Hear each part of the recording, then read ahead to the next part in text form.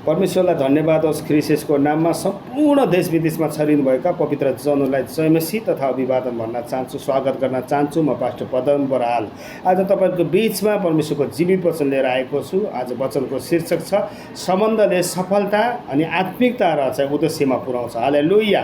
तपाईँ र मैले चाहिँ सम्बन्ध कस्तो व्यक्तिसँग गर्ने, कोसँग गर्ने, कसरी गर्ने भन्ने कुरा पनि बुझ्नुपर्छ। यदि तपाईँ र मैले प्रियहरू हामी परमेश्वरका मानिसहरूले जस्तो पाए मानिस त्यस्तै व्यक्तिसँग अनि सम्बन्ध गाँस्यौँ भने हामी धोका पनि खान सक्छौँ, पापमा फस्न पनि सक्छौँ, गलत बाटोमा पनि हामी हिँड्नुपर्ने बाध्यता पनि हुनसक्छ।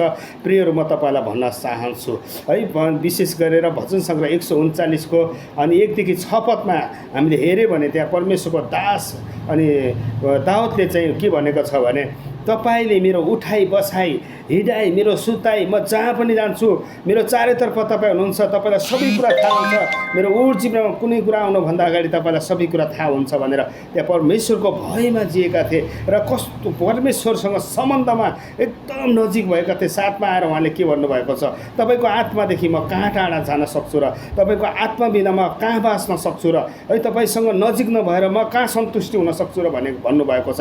हालेलुया। अनि प्रियहरू म तपाईँलाई उत्साह गर्न चाहन्छु। जब उनी परमेश्वरसँग असल सम्बन्ध गाँसेका थिए अनि उनले चाहिँ परमेश्वरसँग सामर्थ्य पाएका थिए, अभिषेक पाएका थिए अनि ज्योति पाएका थिए, असल बाटो रोज्ने एउटा चाहिँ त्यो ज्ञान बुद्धि पाएका थिए। हालेलुया। अनि त्यस पछाडि उहाँले फेरि असल व्यक्ति अनि परमेश्वरको दास समुएल अगमवक्तालाई चाहिँ उहाँले पाउनुभयो।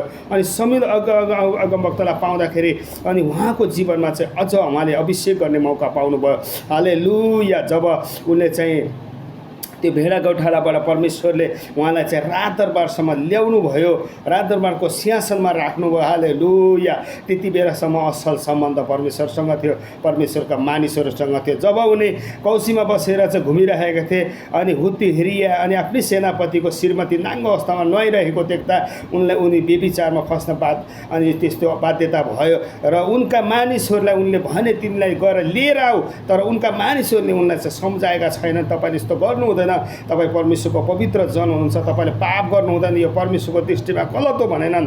जसको कारणले गर्दा उनी चाहिँ पापमा फसे। असल सम्बन्ध, असल साथीहरू उनको साथमा नभएको कारणले गर्दाखेरि उनले धोका खानु पर्यो। उनी राजदरबारबाट फेरि त्यो जङ्गलको अवस्थामा भाग्नु परेको छ।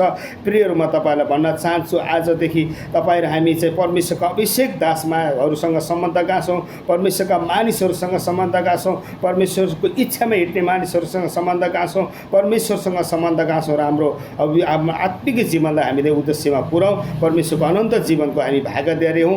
परमेश्वर